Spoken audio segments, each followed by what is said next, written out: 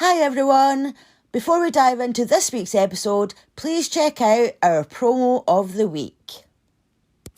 Hi, I'm Courtney Fenner, and along with my co-host Amanda Cronin, Hey! we are Nefarious Nightmare. We are a podcast that covers true crime, the paranormal, weird unsolved mysteries, and all with a personal approach and a sense of humor. We also end our podcast with good life advice such as wear deodorant or don't be a Richard. Courtney and I have covered cases such as the Baker Hotel in Mineral Wells, Texas, and the tragic death of little Sharon Matthews. We've also covered the case of Gloria Ramirez, who was, very unfortunately, dubbed the toxic lady in the media. And also, in episode 1, we have an interview with Jason Vukovich, the Alaskan Avenger, and his sister, Angelina. So let's all gather around the bonfire and roast serial killers and marshmallows. Yes, come on in. You can find us on Spotify, Apple Podcast, Audible, pretty much anywhere you find really great podcasts. Thank you guys so much for listening, and welcome to A Nefarious Nightmare. Hi, I'm Laura, And I'm Joe. and this is Crime Divers.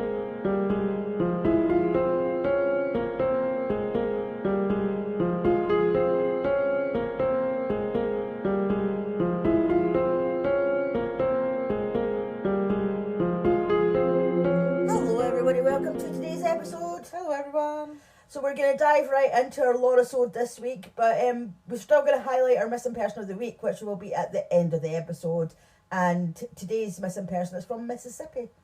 So, as I said, it's a Laura-sode, so where in the world are we?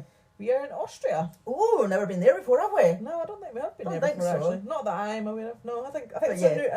a new place for us. We do have bad memories. Yeah, we do. Oh, talking about bad memories, I've just remembered we got a review last night. Oh, we did. Yes. So Yes. Would you like to read it out? Yeah, I'm just going to read it out because, I'm cheesing that we got a good review. She's in. Hang on, I'm just going to get up. Okay, so the title says a captivating 5 stars. And it says, I am absolutely hooked on this podcast. I've never really gotten into true crime before I started listening to Crime Divers. The story aspect, as well as the banter, Laura and Jill bounce off one another, keep me coming back for more. Well done, ladies. Well worth a listen. Hey. And that's from somebody called Joe Morell, I think it's pronounced. And that person is from Australia. Excellent. So- Well, thank you very much for that review. Yes, and thank you to Australia for listening to us. Yes. We are worldwide. Yeah, so... Did I say? So we're in Austria. Yeah. And what's the name of your episode? The Ice Cream Killer. Oh, that sounds, gruesome probably, but, Yeah, it was a bit, to be Yeah, fair. okay. So should we dive in? Yes, let's dive in. So, Estibaliz Carranza was born in Mexico City on the 6th of September 1978. At the age of 5, she moved to Spain with her family and she grew up in the Catalan city of Barcelona. She had both Spanish and Mexican citizenship. She had a very difficult relationship with her father. She said that she was allowed to. She said that she wasn't allowed to attract any attention or simply exist. So, What do you mean simply exist? well, I think her dad was just really, really strict. Like, he just didn't let her, do what she wanted to do. And But she does exist, so... oh yeah, but that in her words, that's what she said. He didn't just let her be as she was. So as a child, this led her to basically build murder fantasies against her own father. So from a very young age, Oh, wow. she was obviously thinking of murder, Yeah. which is quite disturbing. Well, yeah. I mean, it mustn't be very nice to have a dad like that. He doesn't sound like a very pleasant father, but to be thinking up about murder when you're still young is quite a bit disturbing. Well, it is, isn't it? So, and sadly, those fantasies continue. Okay. So going on to her sort of later life, she was in a relationship with her first fiance for 5 years while she was studying at the University of Barcelona. So I'm not really sure how happy a relationship it was. Because from what I understand, he regarded her as like his property and basically treated her like she was his property.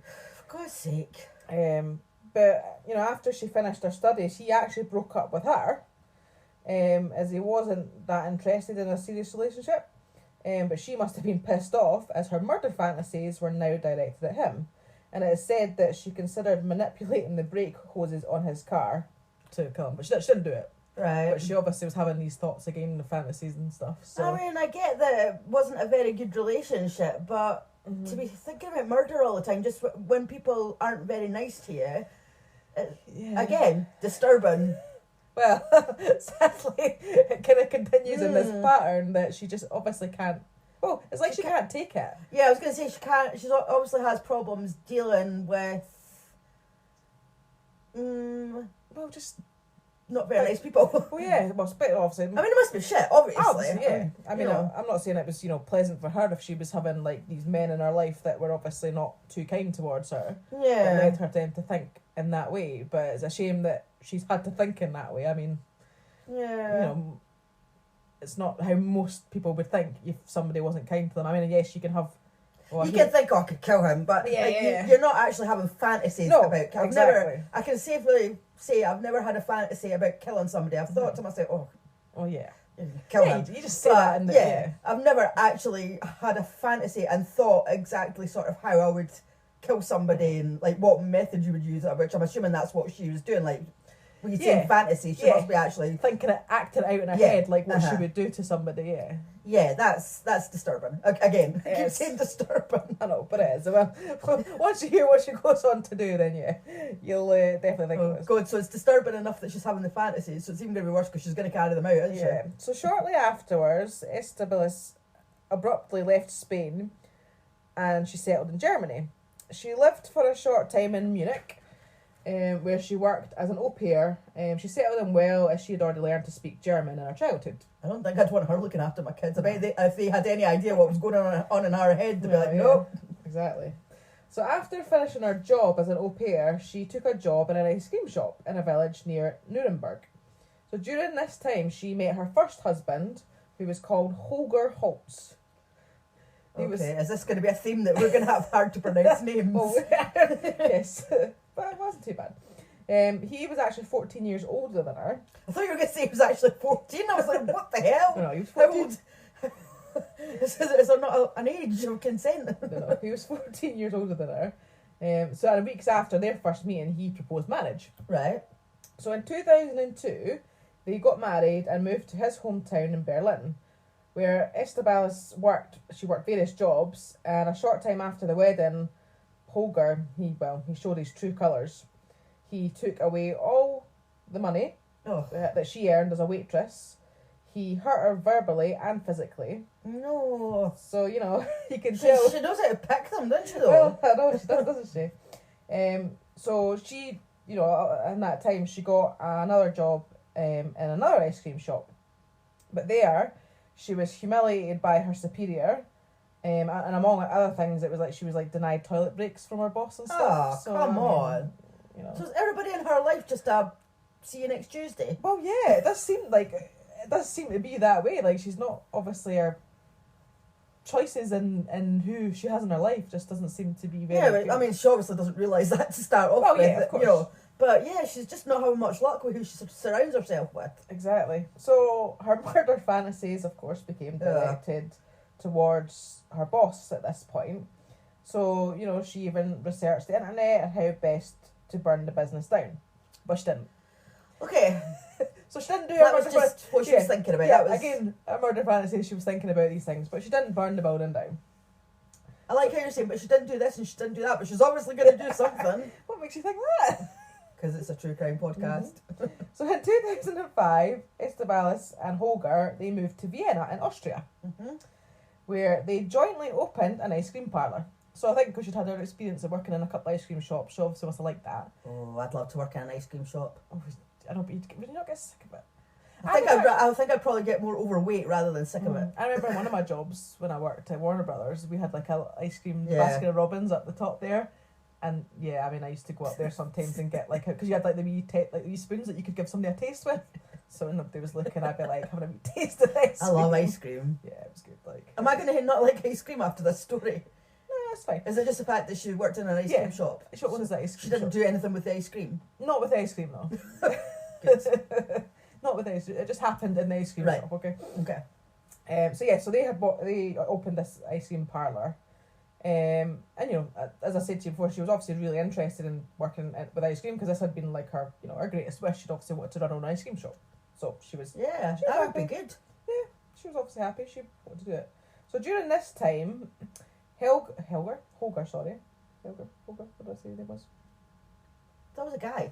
Yeah, it is a guy. Well, he's not going to be called Helga. Helga's a girl's name. Holger. I've obviously pronounced his name wrong. I've written it wrong there. Holger. My apologies. So Just Olga. it's just my writing's rubbish, and it looked like Helga. One of in these my- days, you start typing. I'm too lazy for that. So anyway, let me get back to this. So during this time, Holger developed a love for weapon technology and first-person shooters. So shortly after arriving in Vienna, Estibaliz met an ice cream machine salesman called Manfred Hinterberger. So 2 years later, she began seeing him on the side Oh, she was still married to. when she was still married to Holger. Holger. But this did lead to her divorcing Holger. Right. But however, Holger did remain in the small apartment that they shared. So Right. they were still... So she moved it. No, they were still living in this apartment together, even though they were divorced. Oh, and but the other person's not living there though. No, the other Oh, person's not I was living there. gonna She's- say. I think it wasn't too serious at that moment. Like she was obviously starting to see this guy, but yeah. I was thinking they were all living together in this tiny little no, flat. No, but they were still. So they were getting divorced and they were still living together. Right. So on the 27th of April 2008, Estibaliz came home after a long day in the ice cream parlour, and Holger started abusing her and insulting her for most of the night. So she just Started having murder fantasies. Well, yeah, she was taking it for a while, but she just got to the point where she'd had enough, and she just could not take it anymore. So she grabbed a nearby pistol and fired a total of 3 times at Holger from behind whilst he was playing the computer. The bullets penetrated twice in the back of his head and once in the temple, instantly killing him. So she was killed he him. hurling abuse while he was on the computer? Yeah. He just obviously, like I say, they must have been a bit frosty because they were obviously getting divorced or had been divorced. So he must have just been like, saying all these things to her, and she's just like, right, I've had enough now. Like I can't take this anymore. So she killed him. So they also think later on found that the motive was also that Holger didn't want to move out, and that she had high debts, which to repay would have meant that she would lose her ice cream shop. So Right. I think that was part of the reason why she just had enough as well. Okay. She didn't want to lose her her business, At least but she didn't want to live with him. yeah. Okay. So she left the dead body sitting on a chair for the next few days. Oh. She I know he was abusive and everything, but come on. Yeah, I mean, it's a bit not nice. So she must have, just been carrying off, going off to work and just left them there. So she did actually, obviously, after a few days, try to destroy the body by fire, but she failed due to heavy smoke. So I think she must have tried to set him on fire in the house, but not set the house on fire, but like just set his body on fire. Oh, she's not got much brains, has she? No, but obviously too much smoke, that obviously wasn't a good idea. Yeah, like, I mean, surely when she was researching on setting the business on fire, she was our earlier boss. She's done that time, so why didn't she this time? If she wanted to set somebody on fire, why didn't she research that? Well, exactly. And you don't set anything on fire inside a house. Well, no, exactly. So of course there was too much smoke, so that was aborted. So a few days later, she bought a chainsaw from a hardware store, and they gave her like a little tutorial of how to use it in the shop, because obviously they didn't realise she was going to use it for this. Yeah. But, they showed how to use it, so she was aware how to use it. So at home, she used it to cut up the body. Oh, She put the parts in plastic bags and froze them.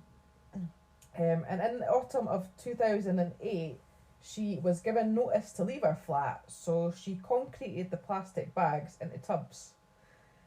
The head was frozen to the bottom of the freezer, so she filled that with concrete as well. And she then stored the tubs in a cellar compartment under her ice cream shop. So she herself had took the freezer to the storage location, because this freezer must have been in her house, where she'd obviously frozen them. if it's got concrete in it, is But it? she had help.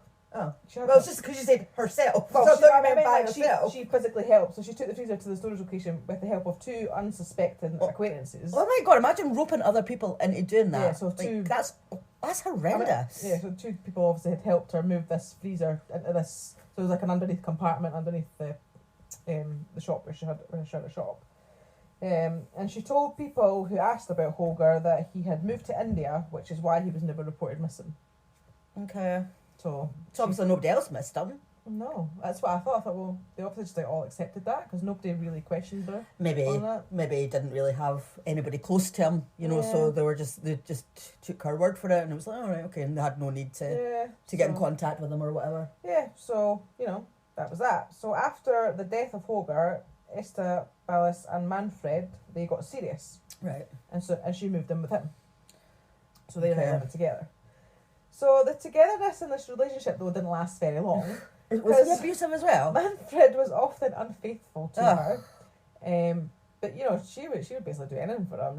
He wanted her to get cosmetic surgery, which included a nose reduction, a facelift, and lip fillers. And did she do it? Yeah. Oh.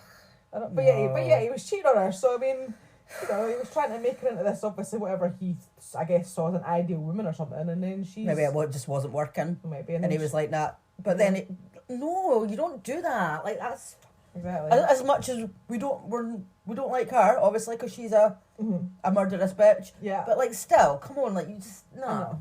Exactly. Don't do things like that. That's awful. If a woman wants to get cosmetic surgery, that's up to down her. Yeah, that's her decision. Not because her husband, not her. Well, sorry, wasn't her husband. Not her partner. So you get it because you want to, not because somebody else is telling you to get it. Exactly. So she also wanted children, but he didn't want any, as he already had grown-up children. So she decided to kill him too.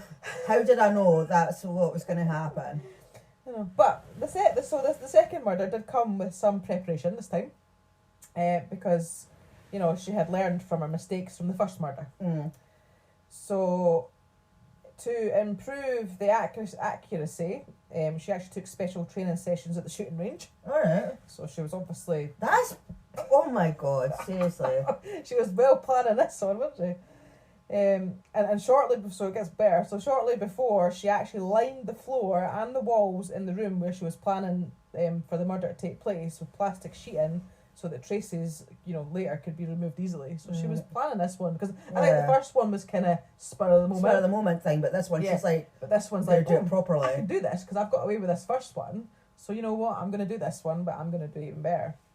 So in November 2010, after a trip together, the couple, they returned to their apartment, and late in the evening, Estibaliz waited until Manfred fell asleep, and she killed him with 4 shots to the back of the head at close range. So like with the first murder, she actually left the body untouched for a few days. I don't know why. Seems why you just wouldn't get rid of it straight away, but she left I don't know. But anyway, she then got the chainsaw, cut up his body, and the body parts were then concreted into the freezer in the basement of the ice cream shop. But however, Manfred's disappearance did not go unnoticed. Right. I was actually thinking that. I thought surely 2 of them can't go unmissed. And basically, due to that many people asking where he was, she actually did report him missing 4 days after the murder. All right. Because she obviously felt like folk were asking quick then, weren't they? Yeah. So he obviously must have people close. Oh to her. Must have. Yeah. So let's say she clearly felt like she couldn't just say, "Oh, he's away somewhere," so she had to report missing and make it look like something happened to him. So again, she, because it was like, so that she obviously reported him missing, but very quickly, she actually started another relationship with a man in the December 2010. So bear in mind, she'd killed Manfred in the November. So she actually started a new relationship in the December, with a man. Didn't take her long, did it? I know, and with a man named Roland, and she actually fell pregnant very, very quickly with Roland. Right. So, well, she did want kids, didn't she? She did want kids, yeah. So I'll tell you about the ice cream shop. So the ice cream shop, it was located in the same building as like other shops. So it wasn't like on its own. It wasn't like a standalone building. It was like a big building that had like different things in it. So she one of the tenants had to carry out repairs as part of a burst water pipe. So on the 6th of June 2011, there was a cellar compartment which was locked with a padlock. So this guy had come across this cellar compartment. It was locked, and apparently it hadn't been assigned to a tenant at all.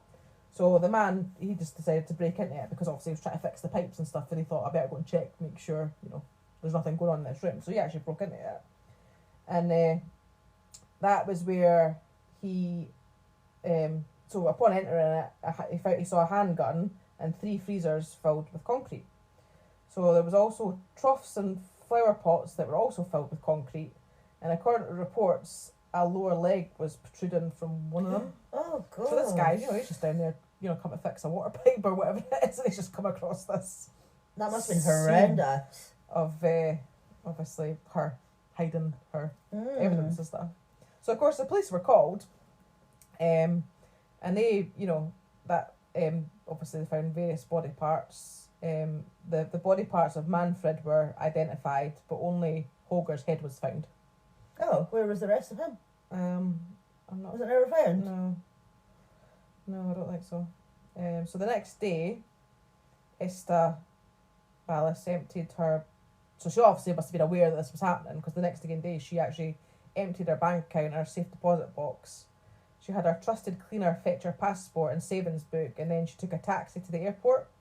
She'd booked a ticket to Paris, but then she must have got cold feet because she actually fled the airport for fear of being arrested by police before being able to board the flight.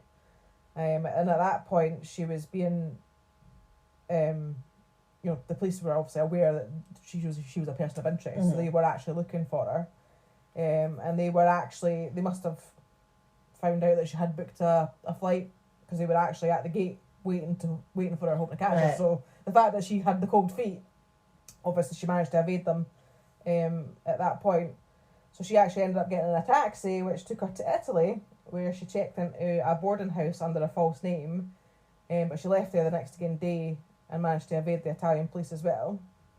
But in the end, she must have decided that she wasn't going to get away with it. Right. So, because she actually notified the police herself of her whereabouts. So she gave herself up. Yeah, she basically wanted to give herself up, because she obviously realised she couldn't run forever. She wasn't going to get away with it.